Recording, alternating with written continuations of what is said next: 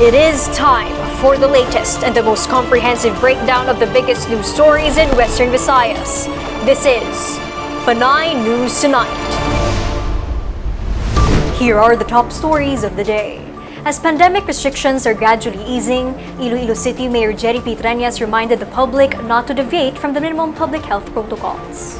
Treñas agreed with Department of Health Region 6 spokesperson Bea Camille Natalray when she advised Western Visayans not to be too complacent despite the lowering of COVID-19 cases. Natalray cited people, including minors, flocking to malls, business establishments, plazas, and parks after age restrictions in most areas were lifted. Treñas expressed his worry that people were forgetting the protocols. He noted in particular Molo Plaza, which he says has become problematic and needs monitoring every night. The city government deployed compliance teams from the Public Safety and Transportation Management Office and the Iloilo City Police Office to plazas and malls, especially during weekends.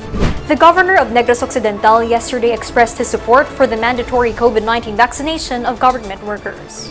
For Governor Eugenio Jose Lacson, as long as it is legal, he said he would prefer making the vaccination mandatory. The governor said, currently the only issue is the scheme's legality. Lacson was reacting to the League of Provinces of the Philippines National President and Marinduque Governor Presbitero Velasco Jr.'s openness to the mandatory vaccination. However, Velasco said lawmakers must take into consideration the right to health, religious beliefs, and right to informed consent of constituents prior to pushing the proposal. Velasco also advised local government units to give vaccination incentives to encourage more people to get inoculated. The COVID vaccination accomplishment among the beneficiaries of the Pantawid Pamilyang Pilipino program in Western Visayas is low, according to the Department of Social Welfare and Development. A total of 62,252 beneficiaries in the region have received a vaccination, of which only 34,939 individuals are fully vaccinated. This is out of 316,806 total 4-piece recipients in Western Visayas. DSWD 6's 4-piece Division Chief Belen P. Hebuson said it was apparent that there is a lot of resistance on the part of households, with some saying they do not need vaccination because they live in far-flung areas. However, he clarified that the DSWD 6 and the municipal health offices continue to disseminate information with regards to vaccination. Meanwhile, Hebuson stood against the proposed mandatory vaccination for 4-piece beneficiaries, saying that the scheme must have legal basis before being implemented. And those were tonight's latest headlines. This is your anchor, Elisha Lusaria Pumida. Good evening.